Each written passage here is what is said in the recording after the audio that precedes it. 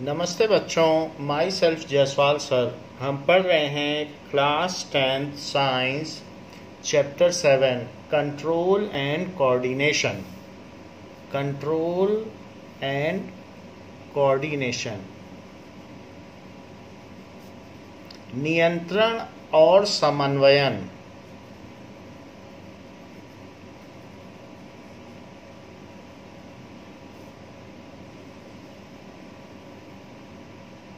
Like various of our body movements are controlled. अगर हमको when we eat food then our hands go only up to the mouth, it does not go to nose और somewhere at forehead, या नीचे neck तक नहीं जाते हैं। So it is the controlled movement. So while walking also we make our hands and legs movement in a controlled manner so that our body balance is well. इसके अलावा the extreme cutting edge of the controlled movement also can be seen in a well versed dancer.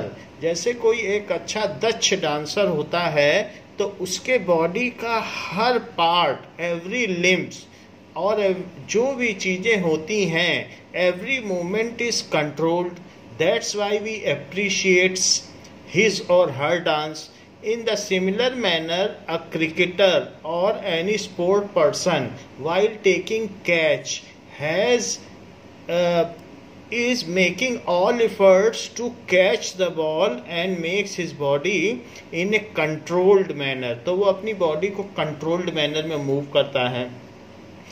तो जो अपने body को controlled manner में नहीं move करता है वो हंसी का पात्र बनता है कि वो ठीक से चल नहीं पा रहा है। अगर कोई इस तरीके से चलता है कि उसके पैर लहकते हैं तो गिर जाता है, तो हम कहते हैं कि देखिए he is not making the body movements in controlled manner. जैसे कि शराबी को आप देख लीजिए तो ऐसा भी हो सकता है। However whenever there is a change in environment, so our body moves या makes a movement suitably so that our body is again coming in a better suited position. जैसे कहीं हीट है तो हम अपने को वहाँ से खिसका लेते हैं जिससे कि हमारी बॉडी एक अच्छी पोजीशन पर आ जाए।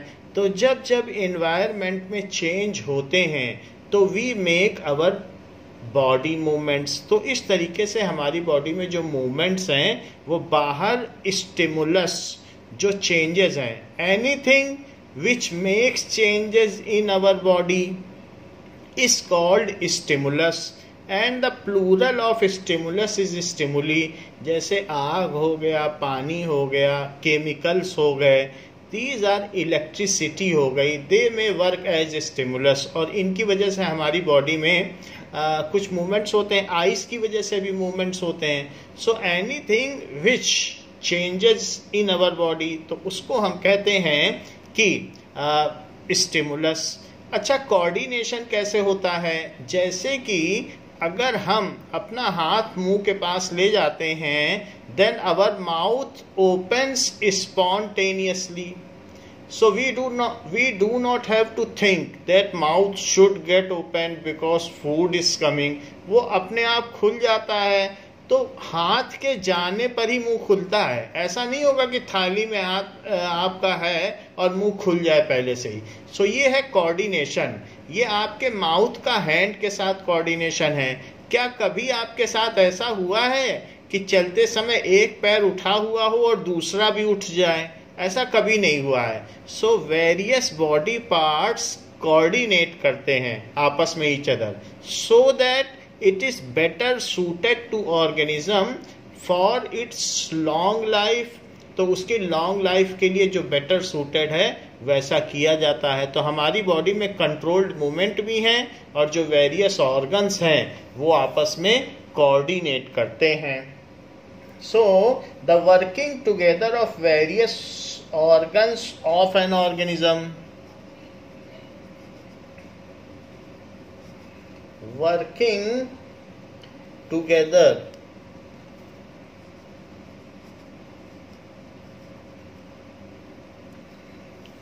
of various organs of an organism.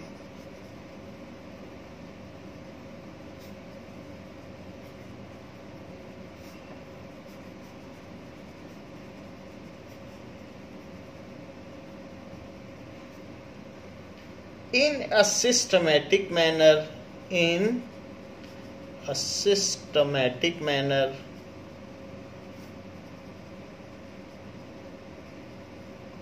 तो हमारी बॉडी में जैसे कभी आपने स्नेक को देखा तो हम अपनी पूरी बॉडी को सिंक्रोनाइज करते हैं और उससे भाग जाते हैं, तो सिस्टमेटिक मैनर में ये सब कुछ होता है. Otherwise what ever is best suited, अगर हमें शेर आ जाने पर पेड़ पर चढ़ना ठीक लगता है तो हम चढ़ते हैं. So what ever is the best response is produced by us. तो सिस्टमेटिक मैनर में ये सब कुछ होता है. So as to produce a proper response, so as to produce a proper response to the stimulus,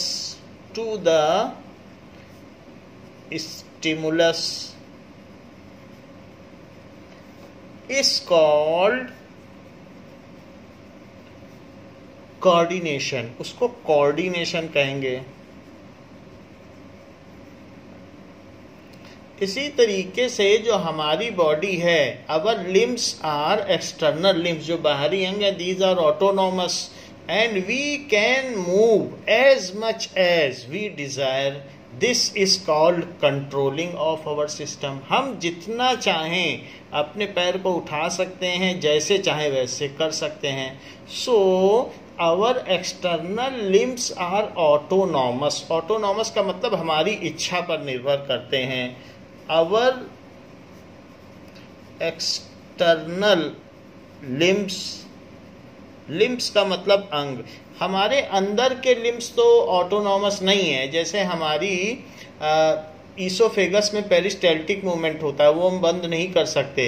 हृदय का धड़कना, that is beating of heart, we cannot control. Moving of blood we cannot control. So there are lots of internal biochemical reactions, metabolism is running, which we cannot control. So these are controlled by our brain and we could not notice them. However, we can control well our limbs. हम अपने limb को control कर सकते हैं. So our external limbs are autonomous. So ये autonomous है. तो इसको हम क्या कर सकते हैं? And we can move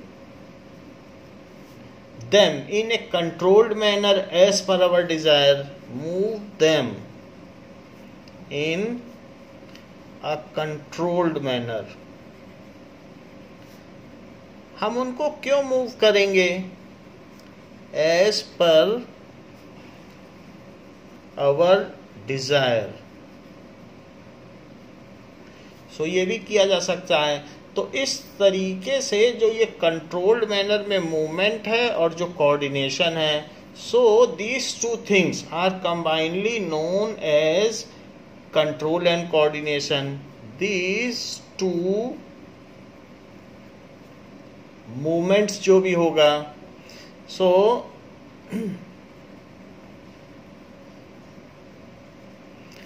combinedly known as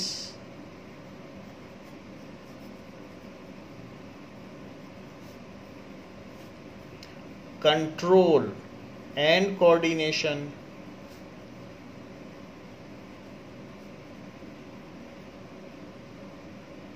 Why we have to make control and coordination? Because we have to search for nutrition. हमारी बॉडी में, और ऐसा ही नहीं है कि हमें ही करना है, ऑटोट्रोप्स प्लांट्स को भी कई तरीके से कंट्रोल एंड कोऑर्डिनेशन करना पड़ता है. तो हम पहले हीट्रोट्रोप्स की बात करें, हमको खाने के लिए यहाँ वहाँ जाना पड़ता है. And also we have to protect from other जो भी प्रीडेटर्स हैं जो हमको खाना चाहते हैं, तो हमको जो प्रे है, जो शिकार है, उसको शिकारी से अपनी सुरक्षा भी करनी पड़ती है। शेर के आने पर हिरन को भागना भी पड़ता है। So we have to make our body movements as per the external stimulus so that we can live long, we can survive in a better manner and all the life process run smoothly।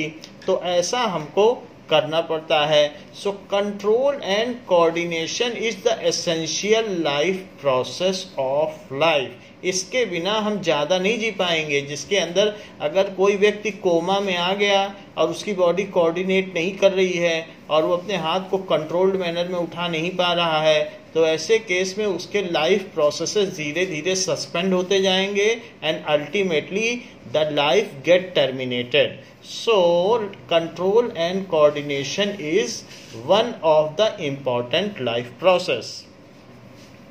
Control and coordination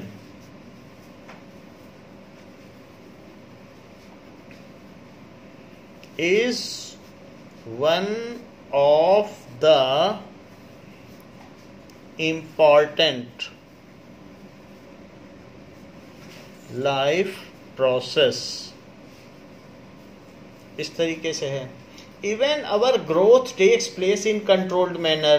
सो हमारे हाथ में 5 उंगलियां हैं। It is all, ऐसा भी नहीं है कि हमारा एक हाथ लंबा है दूसरा छोटा है। Everything is perfect in size. So it is all due to controlled growth and it is also due to control and coordination. And इसके लिए जो इसके लिम्स हैं, जो डिफरेंट ऑर्गन्स हैं, वो रिस्पॉन्सिबल हैं कि हमको कंट्रोल्ड ग्रोथ भी देते हैं और कंट्रोल ग्रोथ देने के बाद हमारे डिफरेंट ऑर्गन्स कोऑर्डिनेट भी करते हैं। जब हम तेज दौड़ते हैं तो हमारा हृदय तेजी से धड़कता है और हमारे अंदर रक्त का संचार, that is transportation of blood is faster, breathing is faster, pump beating of heart is faster, so that we can respirate at higher rate and release energy and we can run faster। तो इस तरीके से हमारे body के internal organs भी external limbs के साथ proper coordination में हैं। अब जरा देखिए, what is stimulus.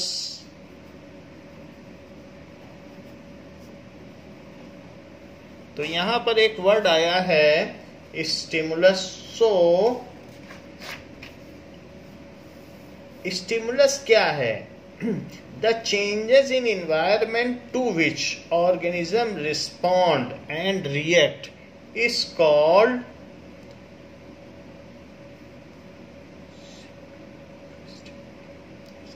stimulus। So the changes in the environment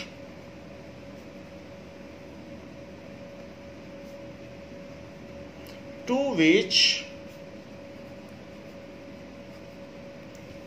the organism respond। organism में कुछ भी हो सकता है, प्लांट भी हो सकता है। to which the organism respond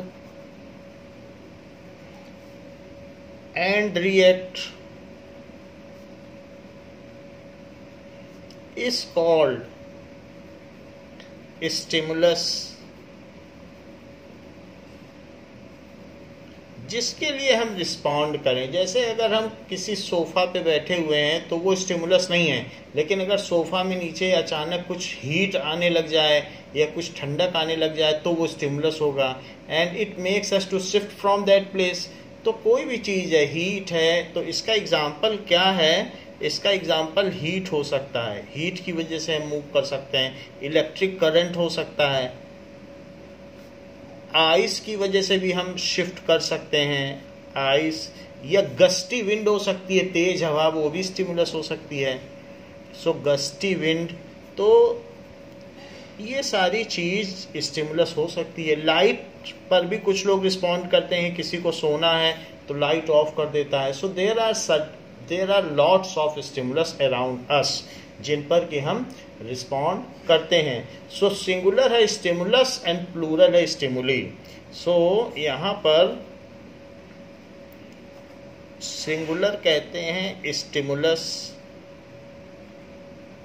and इसी का प्लूरल हो जाएगा स्टिमुली। सो इस तरीके से है।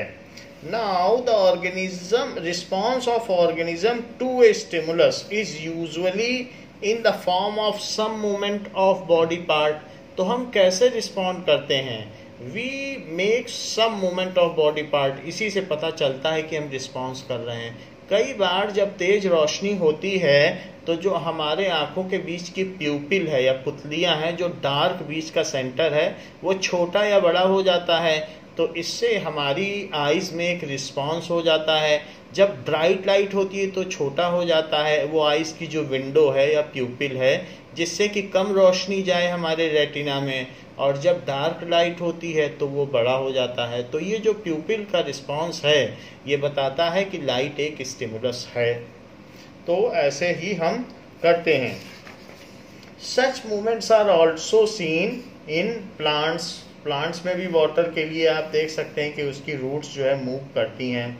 Now the reaction to the stimuli is a characteristic property of living organism.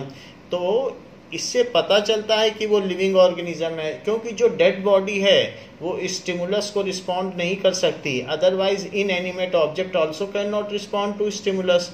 तो किसी के लिविंग होने का ये सबूत है that the person is living until unless means till he is responding to stimulus, he or she is said to be live। जब तक वो रिस्पॉन्ड कर रहा है तभी तक वो लाइव कहा जाएगा। नाउ इस तरीके से हम कह सकते हैं कि animals can respond to stimulus in different way then the plant, because plants can not do locomotion. तो प्लांट तो लोकोमोशन नहीं कर सकते, तो उनका अलग तरीके का है। So they do not have well developed controlled and coordination. वो तो एक ही जगह खड़े रहते हैं। So animals have react to stimulus faster than the plant. Animals हैं can respond to stimulus, या स्टिमुली बहुत सारे हैं तो स्टिमुली ठीक है, in different way then plant.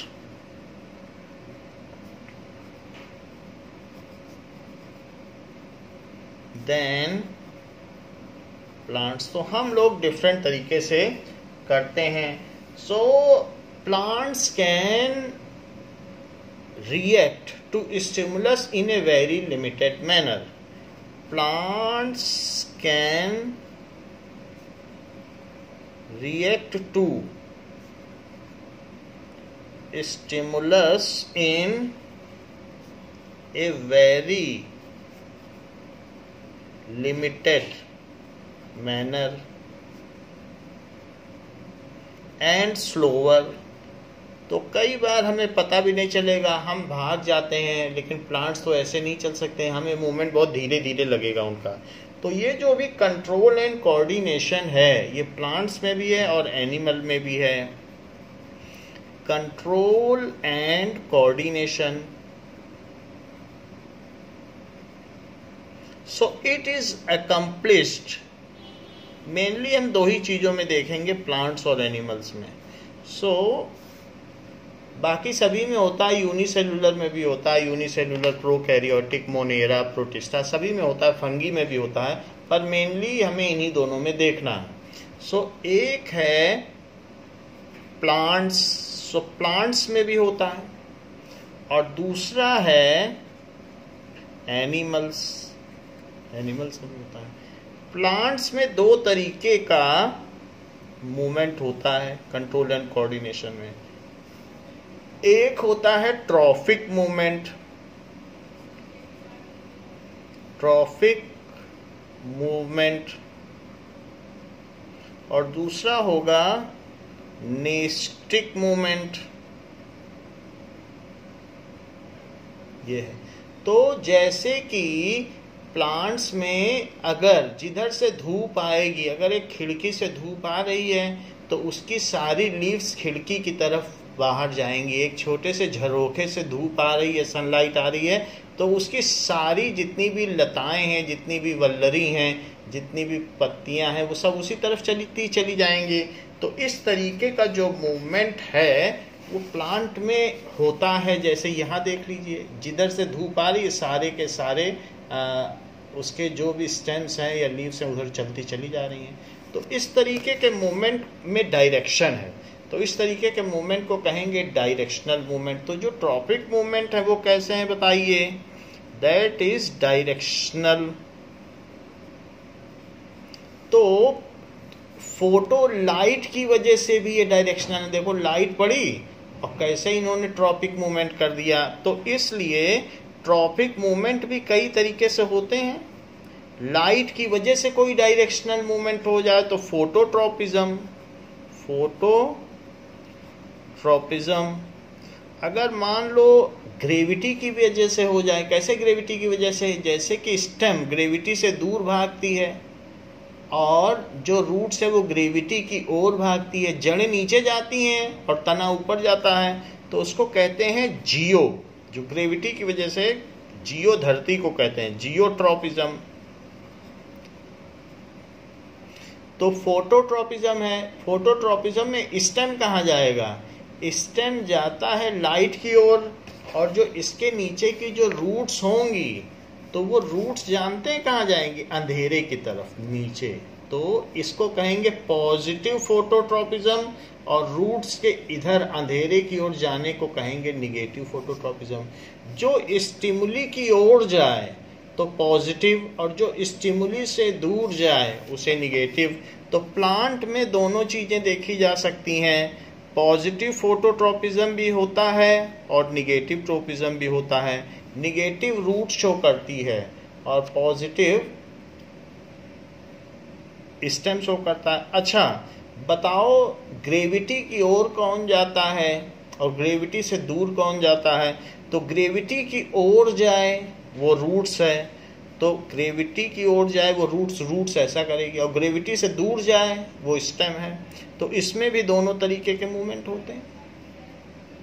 इसी तरीके से इसमें कीमोट्रॉपिज्म भी होता है। जैसे आप यूरिया और ये खाद या मैन्योर डाल दें तो सारे जो भी रूट्स हैं वो उसकी तरफ आते चले जाएंगे। खैर स्टेम का तो इससे कोई लेना देना नहीं है। तो कीमोट्रॉपिज्म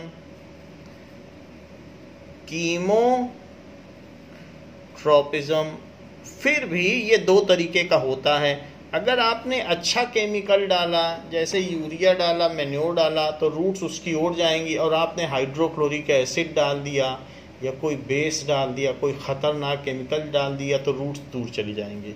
तो इसलिए ये भी पॉजिटिव और निगेटिव कीमोट्रॉपिज्म होता है। केमिकल की वजह से जो मूवमेंट हो तो हम लोग जानते हैं कि इसकी वजह से होता है।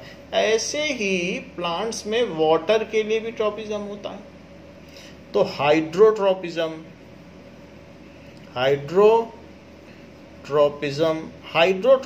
सिर्फ पॉजिटिव होता है। अगर पानी होगा तो रूट्स उसकी ओर जाएंगी और प्लांट का पानी से दूर जाने का कोई भी कारण नहीं है। अगर मान लीजिए आपने प्लांट में एक तरफ पानी देना शुरू कर दिया तो सारी रूट्स उधर जाएंगी। तो एक साइड में आप कुछ ट्यूब लगा दें और उसी में पानी डालें तो सब रूट्स आप थोड़ी देर में देखेंगे मिट्टी हटा के तो सब उधर ही जाएंगे। हाइड्रो का मतलब वाटर होता है। तो ये सारी चीज़ें हैं कि इसकी वजह से ये होता है। और कई बार क्या होता है, जैसे लौकी हो गया, तरोई हो गया, तो ये सब क्या होते हैं कि दे आर टच सेंसिटिव। तो they wrap around certain support. जैसे मनी प्लांट का पौधा हो गया तो वो थिग्मोट्रॉपिज्म है। So wherever they found any support then they wrap around it and rise. तो इस तरीके से जिनमें उनके स्टेम्स स्ट्रांग नहीं होते हैं और उनको कहीं ना कहीं किसी सपोर्ट की ज़रूरत होती है राइज करने के लिए, तो थिग्मो का मतलब टच होता है। तो थिग्मोट्रॉपिज्म इस तरीके से ये टच के लिए है। थिग्मो का मतलब टच। बाकी चीज़ों का तो आपको मतलब मालूम है, हाइड्रो मालूम है, कीमो का मतलब केमिकल, जियो का मतलब ग्रेविटी। इसी तरीके के नेस्टिक मूवमेंट्स होते हैं। नेस्टिक मूवमेंट्स का मतलब होता है कि non directional movement, non directional movement. अच्छा, कुछ मूवमेंट ऐसे हैं जो डायरेक्शनल मूवमेंट हैं और कुछ मूवमेंट ऐसे हैं जो नॉन डायरेक्शनल हैं। तो हमने देखा कि पौधा गया धूप की ओर, तो ये डायरेक्शनल मूवमेंट हो गया। और नॉन डायरेक्शनल, जैसे छुई मुई का पौधा है तो आप उसे टच कर लें, तो टच करने के बाद उसकी सारी पत्तियां फोल्ड हो जाती हैं। मिमोसा प्यूडिका प्लांट है, टच मी नॉट का पौधा होता है, तो उसमें पत्तियां छू लें तो सिकुड़ जाती हैं, फिर थोड़ी देर बाद फिर से वो अपने ओरिजिनल शेप में आ जाती हैं। तो इसमें थिग्मोनेस्टिक मूवमेंट होता है, उनका कोई डायरेक्शन नहीं, बस वो सिकुड़ जाती हैं, अंदर की ओर फोल्डेड हो जाती हैं। तो इसमें भी दो चीज़ें हो सकती हैं, एक थिग्मोनेस्टिक मूवमेंट होता है और फोटोनेस्टिक। कभी कभी आप शाम को देखेंगे कुछ फ्लावर्स हैं तो वो ड्रूप कर जाते हैं, यानी दिन में खिल जाते हैं, रात को मुरझा जाते हैं। तो उनका जो ब्लूमिंग है यानी खिलना, और ड्रूपिंग यानी मुरझाना, ये रोशनी पर डिपेंड करता है, लाइट पर डिपेंड करता है। लेकिन इनका कोई ऐसा नहीं है कि डायरेक्शन है, बस एक खिल जाएंगे मुरझा जाएंगे, ऐसा वो रोज करते हैं। तो इसलिए इसको फोटोनेस्टिक मूवमेंट कहते हैं। तो इस तरीके से कुछ मूवमेंट्स ऐसे हैं जो ट्रॉपिक मूवमेंट है और कुछ नेस्टिक मूवमेंट है। इसके बारे में आगे विस्तार से चर्चा की जाएगी, लेकिन यही प्लांट्स के total control and coordination movements हैं। अब हम देखेंगे एनिमल्स में। तो एनिमल्स में दो तरीके के मूवमेंट होते हैं। एनिमल में एक मूवमेंट होता है that is known as hormonal coordination या फिर endocrine system. So hormonal movement होता है। सो इसको जो हार्मोनल है मूवमेंट, तो उस चीज को क्या कहेंगे? That is endocrine system. तो ये भी बॉडी में रहता है। सो ये भी कोऑर्डिनेट आपस में करते हैं। नाउ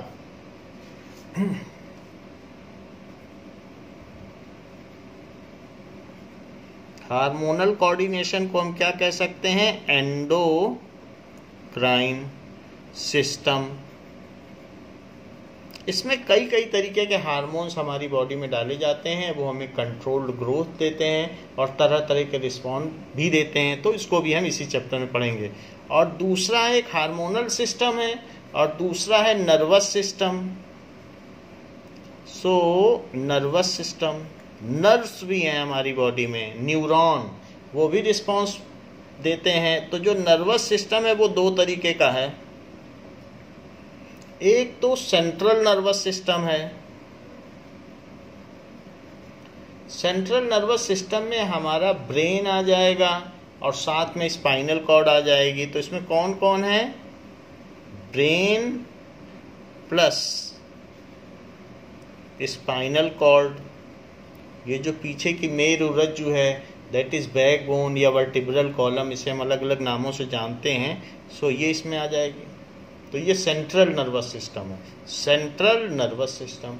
और दूसरा है peripheral nervous system. Peripheral nervous system का मतलब जो पूरी बॉडी में है, सब तरफ फैला हुआ है। हाथ भी अगर आग पे लग जाएगी फायर पर तो हाथ हट जाता है, तो वहाँ पे भी तो नर्व्स होंगी। तो that is peripheral nervous system. पूरी बॉडी में जो फैला हुआ है उसको कहेंगे पेरिफेरल नर्वस सिस्टम। वो सब किससे बना हुआ है? वो सारे के सारे न्यूरॉन्स हैं जो हमारी बॉडी में रिस्पॉन्स देते हैं और उसको कहते हैं पेरिफेरल नर्वस सिस्टम।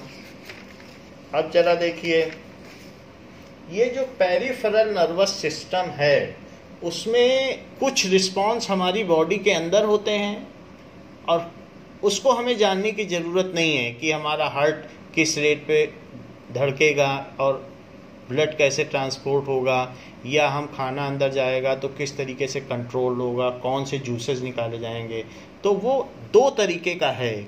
एक तो जो the moment which is occurring with our will and wish, तो जो हमारी जानकारी में होता है उसको कहते हैं autonomous nervous system. So this is autonomous nervous system या ऑटोनॉमिक, वो हमारी इच्छा से होता है। और दूसरा वॉलंटरी होता है, उसमें हमारी इच्छा नहीं चलेगी। तो दूसरा है वॉलंटरी, वो हमारी बॉडी के इंटरनल है। जरूरी नहीं है इंटरनल हो, बाहर भी हो सकते हैं। जैसे हमने आपको आइस की प्यूपिल बताई, तो उसमें अपने आप छोटी बड़ी होती चली जाती है। तो कुछ वॉलंटरी हैं और कुछ ऑटोनॉमिक है। अगर हाथ हमारी आँख पे है तो हम हाथ हटा लेते हैं, तो ये हमारे वॉलंटरी नर्वस सिस्टम है। सो इस तरीके से हमने देखा कि कंट्रोल एंड कोऑर्डिनेशन प्लांट्स में और एनिमल्स में किस तरीके से होता है। प्लांट में ट्रॉफिक एंड नेस्टिक है। इसका जो ट्रॉफिक मूवमेंट है वो हार्मोन से कंट्रोल्ड है। इसके लिए कौन रिस्पॉन्सिबल हैं? हार्मोन, उनको कहते हैं प्लांट्स हार्मोन्स। और जो नेस्टिक मूवमेंट है ये हार्मोन से बैलेंस नहीं है, ये वाटर शिफ्ट से बैलेंस्ड है या इलेक्ट्रिकल इम्पल्स से बैलेंस्ड है। तो जो नेस्टिक मूवमेंट है ये वाटर ट्रांसफर से बैलेंस्ड है और या इलेक्ट्रिकल इम्पल्स से बैलेंस है। ये है नेस्टिक मूवमेंट, ये हार्मोन से बैलेंस है। ऐसे हमारे अंदर भी है, एक हार्मोन से बैलेंस जिसको एंडोक्राइन सिस्टम कहते हैं, और एक इलेक्ट्रिकल इम्पल्स। देखो बिल्कुल वैसे ही है। तो नर्वस सिस्टम जो है वो हमारा किससे बैलेंस्ड है? That is balanced by electric impulse. So ये इलेक्ट्रिक इम्पल्स से बैलेंस हो गया।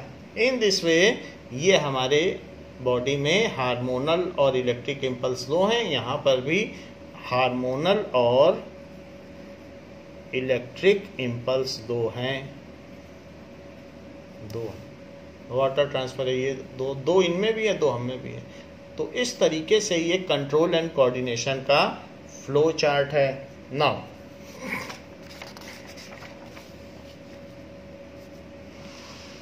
अब हम देखें तो सबसे पहले हम देखेंगे ह्यूमन में या एनिमल में जो नर्वस सिस्टम होता है उसको देखें। एनिमल में हमने देखा कि दो तरीके के सिस्टम हैं, एक हार्मोनल सिस्टम है और एक नर्वस सिस्टम है।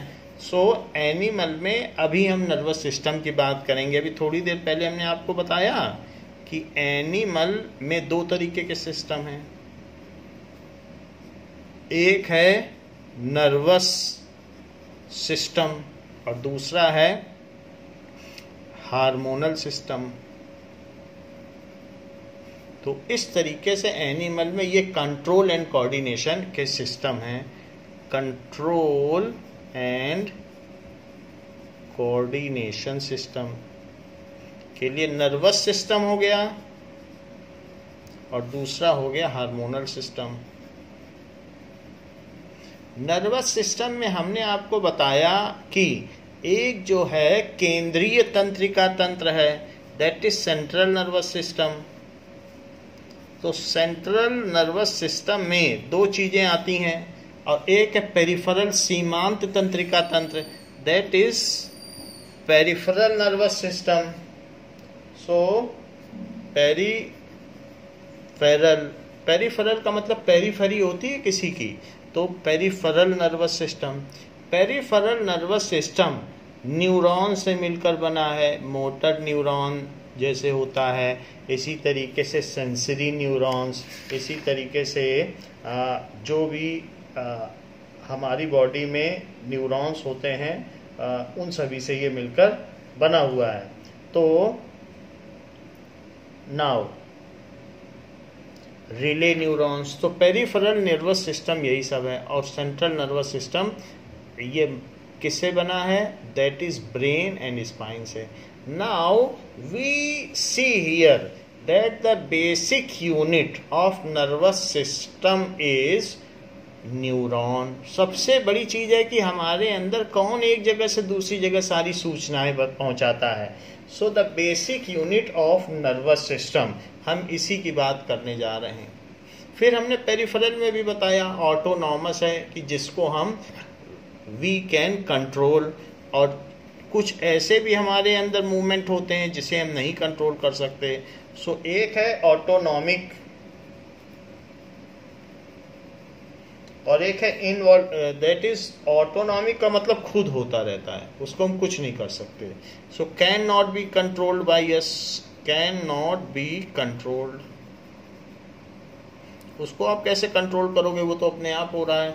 और जो वॉलंटरी है उसे आप कंट्रोल कर सकते हो, तो वॉलंटरी में आप कंट्रोल कर सकते हो। कैन बी कंट्रोल, हमारे जैसे लिम्स हैं तो उनको आप कंट्रोल कर सकते हो। जैसे डांस हुआ, क्रिकेट हुआ, उसमें हम कहाँ जाएं कहाँ ना जाएं, कैच लें ना लें, तो ये सारा हम कंट्रोल कर सकते हैं, वॉलंटरी। और अंदर हृदय का धड़कना ये सब नहीं कर सकते हैं। So let us see the animal nervous system.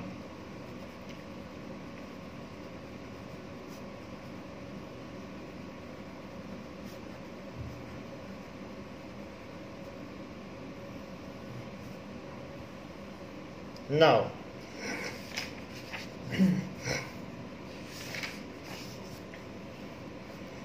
the function of nervous system is to coordinate the activity of our body. इसका काम क्या है?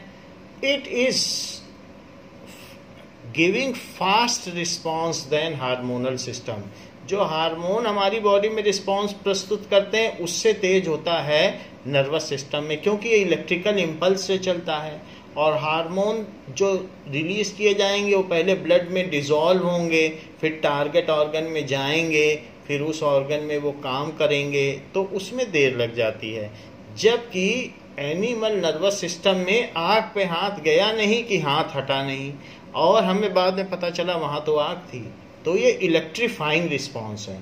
तो it is fast, it gives faster response than endocrine system, क्योंकि ये electric पर based है और वो ब्लड में घुलेगा तब जा कर के होगा।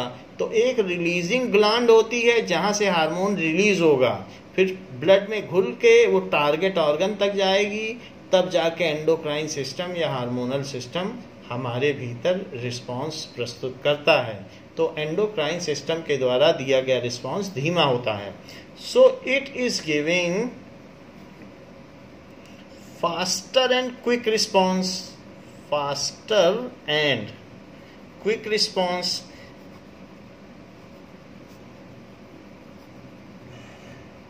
इस तरीके से होता है, और इसमें ब्रेन भी इन्वॉल्व है, जबकि उसमें जो एंडोक्राइन सिस्टम है उसमें ब्रेन का कोई काम नहीं, ग्लैंड्स आपस में सारा काम किया करती हैं। ग्लैंड्स में सारे जूसेस रहते हैं जिसमें हार्मोन्स भरे रहते हैं। So it is giving faster and quick response. The function of nervous system, the function of nervous system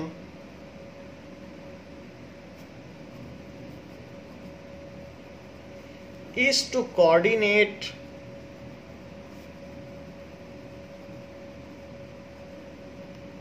the activities in our body,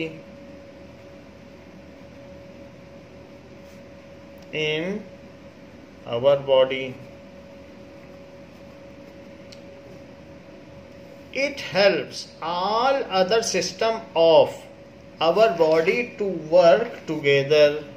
It helps जो नर्वस सिस्टम है, इसका काम क्या है? हमारी बॉडी में तो दूसरे सिस्टम भी हैं, डाइजेस्टिव भी हैं, सब कुछ है। हमारी बॉडी कई सिस्टम से मिलके बनी है, respiratory system, excretory system, digestive system, reproductive system, इसी तरीके से नर्वस सिस्टम। तो हमारी बॉडी में एक दो सिस्टम नहीं है, 12 सिस्टम एक साथ काम कर रहे हैं। तो अगर इसको छोड़ दिया जाए तो भी तो 11 सिस्टम बचे। तो it helps all other system, all other systems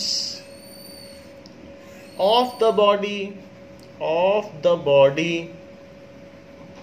to work together, to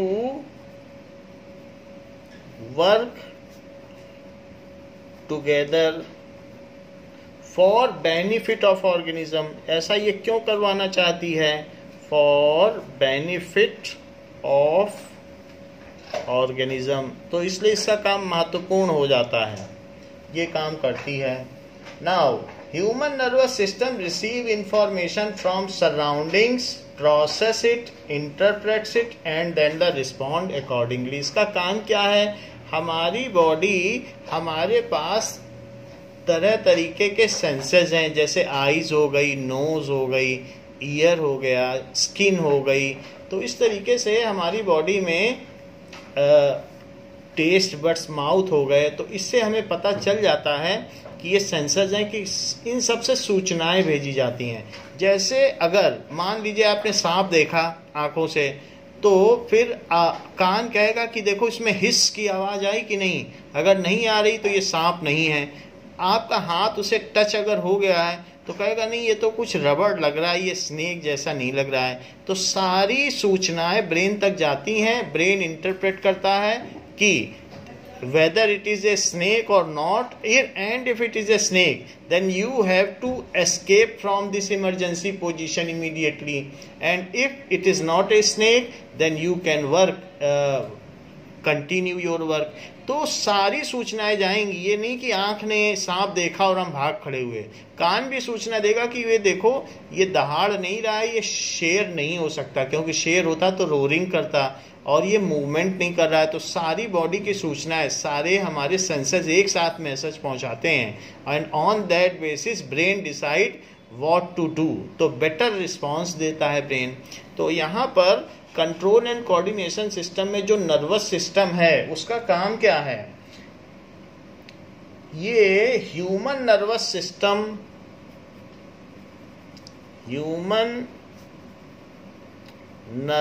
system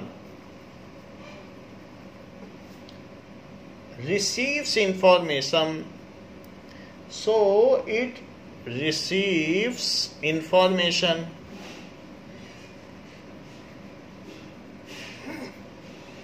from the surrounding,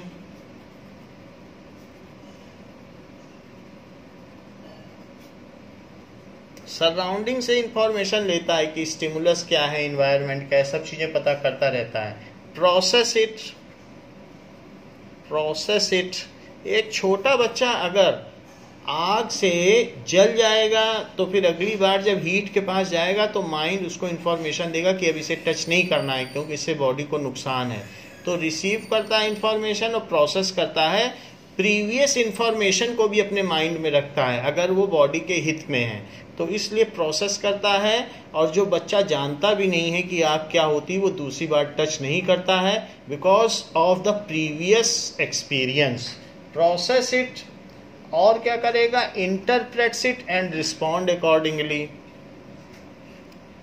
interprets it, फिर उसके हिसाब से इंटरप्रेट करता है, प्रीवियस हिस्ट्री भी देखेगा, and respond accordingly.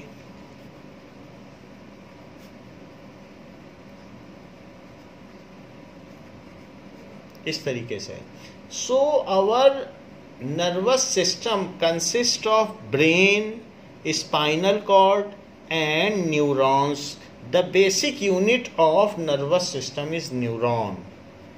The basic unit, जो फंक्शनल यूनिट है, जिस पर सब कुछ है, यही चीज स्पाइनल कॉर्ड के अंदर भी है, यही चीज ब्रेन भी है। The basic functional unit of nervous system is neuron। so या नर्व सेल भी कह सकते हैं आप, जैसा चाहें वैसा कहें। न्यूरॉन या नर्व सेल, जो कि 0.5 मीटर से 1 मीटर लंबी तक हो सकती है। सो ये नर्व सेल है, बेसिक यूनिट है। सो इसका काम क्या होता है नर्व सेल का? It receives information, transport it up to the brain, and whatever command is prepared by brain, it transport it to muscle cell, so that muscle cell can contract or expand and उसी तरीके से हमारी body में movement हो। तो इसका काम nerve cell का होता है कि सूचनाओं का आदान प्रदान, इसके लिए ये काम करती है। इस क्लास के लिए बच्चों इतना ही। नेक्स्ट क्लास में हम इसके आगे नर्व सेल के बारे में और उसके मूवमेंट कैसे होते हैं उसके बारे में पढ़ेंगे। थैंक यू बच्चों।